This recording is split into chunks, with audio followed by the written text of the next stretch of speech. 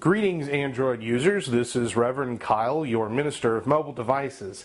And I'm starting to do a series now on the Google Nexus 7 now that I have finally received mine. Along with my tablet, I also went ahead and purchased the case that they were offering on the Google Play Store alongside with the tablet when it was first pre-ordered.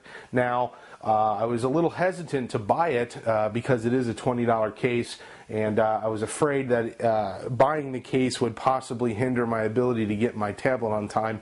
I was right. Having not gotten the case, I probably would have gotten my tablet a lot sooner. But either way, I have it now, and so let's take a look at it. So this is the case that they are selling along at the Google Market. It is an actual branded Asus Nexus case, so this is the official product. Now there's a little piece of tape that I cut there, and I'll pull that out. Alright, so here's the case. The case itself feels like it's a very similar plastic to what's on the back of the actual Nexus device, and inside here is a piece of cardboard, which we'll just toss aside. Okay, so let's take a look at the case here itself. It does look like there is some sort of hole on the inside there. There's a hole up here, which I can assume is for the microphone. Buttons are covered for the power and the volume up and down. And then on the bottom, the headphone cutout and the USB port cutout, and then obviously the speaker cutout. Now it does say Nexus on the back of it, just like it does the actual tablet. So I think the goal here was to make the case mirror what the tablet design was, and that's fine.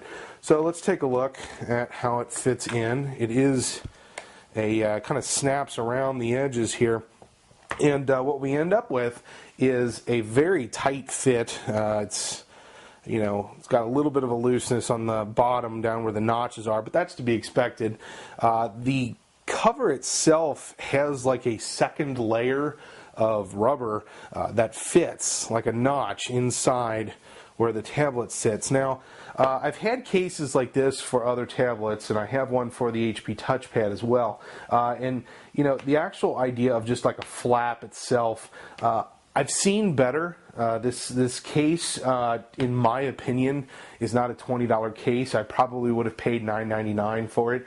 But in terms of a $20 case, I don't know if I buy that. I think I was paying for the brand and just the sensationalism of getting it along with my tablet.